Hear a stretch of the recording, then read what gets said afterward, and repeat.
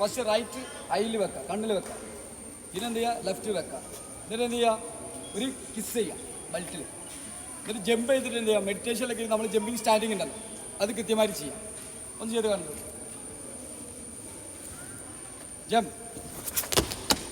Jump ചെയ്ത് stand ചെയ്തിട്ട് എന്നിട്ട് ബെൽറ്റ് ആ ഭാഗത്തേക്ക് തിരിഞ്ഞ് നിന്നിട്ട് മാസ്റ്റേഴ്സ് വന്നിട്ട് കെട്ടിത്തരും. കെട്ടാറിയുന്ന ആളുകൾ സ്വന്തമായിട്ട് ബെൽറ്റ് എന്ത് ചെയ്യാൻ ധരിക്കാം. അറിയൂ? റെഡി?